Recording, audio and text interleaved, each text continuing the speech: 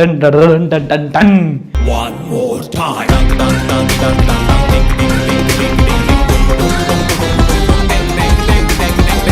பார்த்துட்டு நீ எப்படி தூங்குறாங்க? நான் எங்க தூங்குறேன் பாரு, நேரத்தை கூப்பிட முடிச்சுட்டு தானே இருக்கேன். பாபா பாஸ்கர் இந்த ஸ்டெப்புக்கு கிரெடிட்ஸ் வந்து உங்களுக்கு தான். பயங்கரமா இருக்கு பாட்டு. What bro, it's very wrong bro. நீ கூட செகண்ட் சிங்கிள் வந்து ரிலீஸ் ஆயிருக்குது, காதல் ஃபெயில் அப்படின்ட்டு இந்த ட்ரிப் மியூசிக்லாம் கேட்போம்ல, அது மாதிரி வந்து செம்ம வைப்பா இருக்கு நீ கூட செகண்ட் சிங்கிள். அதாவது நிலவுக்கு என்மேல் என்னடி கோபம். தனுஷ் சார் தான் லிரிக்ஸ் வந்து எழுதியிருக்கிறாரு. வழக்கம் போல இந்த கொலவெறி டியூன்ல இருந்து எப்படி ஆரம்பிச்சாரோ அதே மாதிரி பயங்கரமா இருக்கு. பட் இந்த பாட்டு கேட்கும் போது ஏதோ ஒரு பாட்டு வந்து மைண்டுக்கு வருது. அதனால இந்த கமெண்ட்ஸ்லாம் அவங்களே எப்படி கண்டுபிடிச்சு போட்டிருப்பாங்க. அதான் போயிட்டு அந்த பாட்டு கீழே கமெண்ட்ஸ்லாம் பார்க்கும்போது இந்த ஏன் ஜோடி வஞ்ச கூறுவி அப்படின்னு நம்ம இளையராஜாவோட பாட்டு இருக்குல்ல, அந்த விக்ரம் படத்துல இருந்து, அது மாதிரியே இருக்கு அப்படின்ற மாதிரியான விஷயம்லாம் வந்து கமெண்ட்ஸ்ல போட்டுட்டு இருக்காங்க. சரி, அந்த பாட்டு மாதிரி தான் இருக்கான்னு சொல்லி கேட்கும்போது அதே மாதிரி இருக்கு. பட் இன்னொருத்தர் வந்து ரெஃபரன்ஸ் ப்ரோ அது இல்லை ப்ரோ இது அப்படின்னு சொல்லிட்டு ஆசை 100 வரை அப்படின்னு ஒரு பாட்டு இருக்குல்ல, அந்த பாட்டு தான் இது அப்படின்னு சொல்லிட்டு அவரு ஒரு பக்கம் கிளப்பிட்டு இருக்கிறாரு. பட் ஆனா கேட்கும் போது அந்த பழைய சாங் வைப் வருது. அப்படி நீங்க கண்டுபிடிக்க கூடாதுன்னு சொல்லிட்டு அவங்களே இந்த பிளாக் அண்ட் ஒயிட்லயும் போட்டு இது அது மாதிரியான ரெஃபரன்ஸ் தான் அப்படின்னு சொல்லிட்டு அவங்களே முடிவும் பண்ணிட்டாங்க. ஃபர்ஸ்ட் இந்த பாட்டுல இருந்து எதை ஆரம்பிக்கலாம் அப்படின்னு பார்க்கும்போது மியூசிக். ஏன்னா வந்து லிரிக்ஸ் முன்னாடி மியூசிக்கே நம்மளை பிடிக்க வச்சிருது இந்த பாட்டு. ஏன்னா அந்த ட்ரிப் மியூசிக்லாம் கேட்போம்ல, இந்த சுதாகர் இப்படி ஆடுவாரு, கேட்கும் போதே ஒரு மாதிரி ட்ரிப் ஆகுது. அது மட்டும் இல்லாம இந்த ஃப்ராக் கிரேசி ஃப்ராக் அதோட மியூசிக் மாதிரியே இருக்கு. ஜிவி பிரகாஷ் வந்து அந்த ஒரு பெப்பியான சாங் தான். அதாவது ஒரு யங்ஸ்டர் லவ் ஃபெயிலியர்ல இருக்கிறாப்ல, அப்புறம் அவருக்கு ஏற்ற மாதிரியான ஒரு பாடல்னு வரும்போது ஒரு மாதிரி ட்ரிப்பா பயங்கரமா போட்டிருக்காப்ல. இதுக்கு முன்னாடியே Dhanush and GV Prakash combo வந்து அவங்க பண்ண படங்கள் எல்லாமே ஹிட்டு, பண்ண பாடல்கள் எல்லாமே ஹிட்டு.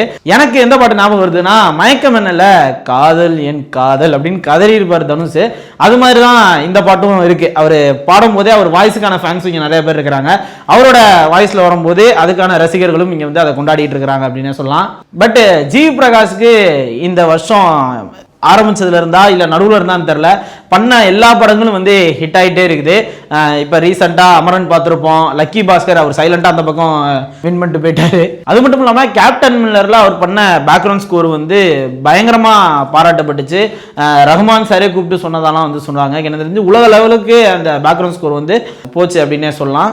அந்த வரிசையில இந்த எண்ட்லயே ஜி பிரகாஷ் வந்து இந்தாங்க இன்னொன்னு வச்சுக்கிங்க அப்படின்னு சொல்லிட்டு தூக்கி போட்டிருக்காரு இந்த செகண்ட் சிங்கிளோட மியூசிக். கோல்டன் ஸ்பேரோ அதுவும் ஹிட். அதுவும் வந்து அவரோட வாய்ஸ் எல்லாரும் வாய்ஸும் வரும். ஜிவி, தனுஷ், அப்புறம் வந்து இன்னொருத்தவங்க பாடி இருப்பாங்க, அவங்க வாய்ஸ் எல்லாருமே கலந்து ஒரு ஃபியூஷனா அந்த பாட்டு வந்து கொடுத்துருப்பாங்க. அறிவு எல்லாருமே. இந்த பாட்டும் வந்து இது வந்து தனுஷ் அண்ட் ஜி பிரகாஷ் இவங்க ரெண்டு பேரும் இணைஞ்சா மட்டுமே வரக்கூடிய ஒரு பாடல்ன்ற மாதிரி நம்ம லோக்கல் பசங்க ஜாலியான அந்த லவ் ஃபெயிலியர்ல சுத்திட்டு இருக்க பசங்க எல்லாருக்கும் பிடிக்கிற மாதிரியான ஒரு பாடல். இந்த லிரிக்ஸ் சாங்ல மேத்யூ தாமஸ் அவர் மட்டும் தான் நமக்கு தெரிஞ்ச மாதிரி இருக்கு. ஏதாவது லியோல பண்ணியிருந்தாரு, அதுக்கப்புறம் மலையாள படங்கள் நம்ம நிறைய பார்த்துருப்போம். அவருக்கான ஃபேன்ஸ் வந்து இப்போ இங்க கொஞ்சம் கொஞ்சமா பில்ட் ஆயிட்டு வராங்க. பட் அவர் ஹீரோவா கேட்டா கிடையாது, அவர் ஒரு கேரக்டரா பண்ணியிருக்காரு. ஹீரோவா ஒரு புதுமுக பையன் வந்து ஒருத்தர் நடிச்சிருக்காரு. அவரோட டான்ஸ் ஸ்டெப் வந்து பயங்கரமா இருந்துச்சு அப்படின்னே சொல்லலாம். பாபா பாஸ்கர் தான் கோரியோகிராஃபர். அந்த கதற உருன்றதுல இருந்து கொஞ்சம் தனியா எடுத்து வச்ச மாதிரி இருக்கு. பட் அந்த ட்ரிப் மியூசிக் ஏற்ற மாதிரியான ஸ்டெப்ஸ் எல்லாம் பயங்கரமா இருந்துச்சு. எனக்கு தெரிஞ்சு ஸ்டெப்பும் கூடிய சீக்கிரத்தில் வைரல் ஆகும். இன்னும் இப்போ எனக்கு தெரிஞ்சு இன்ஸ்டா இன்ஃப்ளூயன்ஸா எடுத்து வச்சிருப்பாங்க கட் பண்ணி, நாளைக்கு இந்த ஸ்டெப் போட்டா எப்படி இருக்கும் அப்படின்ட்டு பார்க்கலாம். நாளையில இருந்து இன்ஸ்டா ஃபீட்ல என்ன வருது அப்படின்றது. இன்னொன்று அந்த வீடியோ கமெண்ட்ஸில் ஒரு சண்டை வந்து போயிட்டு இருக்கு. அதாவது அதில் பியர் சாப்பிட்ற மாதிரியான ஒரு சீன் வந்து வருது. அந்த பிராண்ட் நேம் என்னால் வாயால் சொல்ல முடியாது, ஏன்னா மது நாட்டுக்கும் வீட்டுக்கும் கேடு. அதனால் இப்போ சொல்லாமல் சொல்கிறேன், அதை நீங்கள் புரிஞ்சுக்கங்க. அதாவது ஃப்ரேமில் வர்றது வந்து இந்த பிராண்டு தான் இல்லை இந்த பிராண்டு தானே ஒரு ஃபைட் வந்து போயிட்டு இருக்குது. இந்த சண்டைக்கு நடுவில் நம்ம சொல்ல வர்றது என்ன அப்படின்னா, ஃபர்ஸ்ட் அதை காட்டுறதே வந்து தப்பு அப்படின்ற மாதிரி இருக்கு. ஏன்னா வந்து லவ் ஃபெயிலியர்ல இது பண்றாரு ஓகே, பட் பிராண்டை ப்ரொமோட் பண்ற மாதிரியான விஷயமா இது மாறிடும். அதனால அது கூடிய சீக்கிரத்தில் அதை அழிச்சிருவாங்க அப்படின்னு நினைக்கிறேன். ஓகே, இப்படி பாட்டுக்குள்ள பல விஷயங்கள் வந்து குட்டி கிடக்குது. மெயினா இந்த பாட்டு வந்து ஒரு இளையராஜா வைப்ல இருக்கு அப்படின்ற மாதிரியும் சொல்றாங்க. சில பேர் வந்து இல்ல இது வந்து ஜிவி தனுஷ் காம்போ அவங்க பண்ணாலே இப்படிதான் இருக்கும்னு சொல்லி ஒரு பக்கம் போய்கிட்டு இருக்கு. நான் ஏன் இளையராஜா சாங் மாதிரி இருக்கு அப்படின்னு சொன்னா, அவரும் வந்து மிகப்பெரிய ஒரு இளையராஜா பக்தர். அதனால வந்து சார் உங்களோட பாட்டுல இருந்து கொஞ்சம் இதுல இருந்து எடுத்துக்கலாமா, இல்ல வந்து அது மாதிரி எழுதுனா நீங்க எதுவும் கோச்சுக்க மாட்டீங்களான்னு கேட்டு வாங்கினாரா அப்படின்றது தெரியல. பார்க்கலாம் அப்படிதான் இருக்கா, இல்ல படத்துல இந்த கோட்ல பண்ண மாதிரி திருப்பி ரீமிக்ஸ் மாதிரி எதுவும் விட்டுருவாங்களா அப்படின்றதெல்லாம் தெரியல, அதெல்லாம் போக போதான் தெரியும். எனக்கு தெரிஞ்சு இந்த படம் ரிலீஸ் ஆச்சுன்னா ரொம்ப நாள் கழிச்சு ஒரு ஃபீல் குட் மூவி பார்த்த மாதிரி இருக்கும்னு நினைக்கிறேன். ஏன்னா வந்து தனுஷ் சார் வந்து பயங்கரமா இதுக்காண்டி ஒர்க் பண்ணியிருக்காரு அப்படின்ற மாதிரி நிறைய கேள்விப்படுறோம். இந்த பாட்டிலையுமே தனுஷ் சார் ஷூட்டிங் ஸ்பாட்ல இருந்த இமேஜஸ்லாம் வந்து ஆட் பண்ணியிருக்காங்க. அதுலேயே தெரியுது எவ்வளோ விஷயங்கள் வந்து பண்ணியிருக்காங்க அப்படின்ட்டு. அதுலேயுமே வந்து ரோப்பு கட்டிலாம் ஹீரோ வந்து பறக்க விட்டுருக்காங்க. அப்போ வந்து பாட்டும் நம்ம வீடியோவாக பார்க்கும்போது வந்து நிறையா விஷயங்கள் வந்து இருக்கும்னு நினைக்கிறேன். இந்த மாதிரி எப்படி சொல்கிறது, இல்லாஜிக்கலாக சில விஷயம் பண்ணுவாங்களே, இந்த காற்றுல பறக்கிறது, ரெக்கை கட்டி பறக்கிறது, நிலா சைடு போகிறது அப்படின்ட்டு.